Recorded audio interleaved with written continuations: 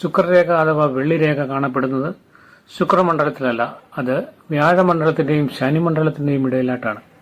അല്ലെങ്കിൽ വ്യാഴമണ്ഡലത്തിൽ നിന്ന് തുടങ്ങി സൂര്യമണ്ഡലത്തിൽ അവസാനിക്കുന്ന രീതിയിലാണ് ശുക്രരേഖ അല്ലെങ്കിൽ ശുക്രവളയം, വെള്ളിവളയം, വെള്ളിരേഖ എന്നിങ്ങനെ പല പേരുകൾ അറിയപ്പെടുന്ന ഈ രേഖ കാണപ്പെടുന്നത്.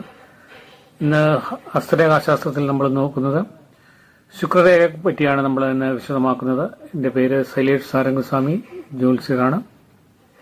കൈവെള്ളയിൽ ശുക്രരേഖ the line of Venus, girdle of Venus എന്നൊക്കെ പേരിൽ അറിയപ്പെടുന്ന ഹസ്തരേഖാശാസ്ത്രപ്രകാരം വളരെ സവിശേഷമായ ഒരു രേഖയാണ്.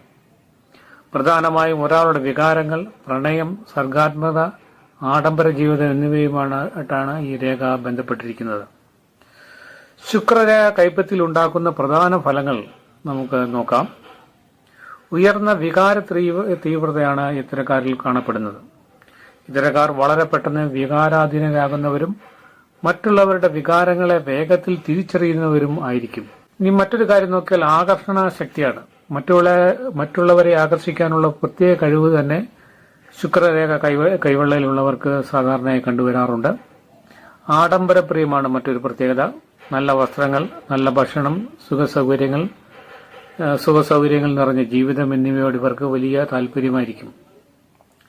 ഇനിയും ശുക്രരേഖ കയ്യിലുള്ളവരുടെ മറ്റൊരു പ്രത്യേകത പ്രണയവും ദാമ്പത്യവും വളരെ നല്ലതായിരിക്കും.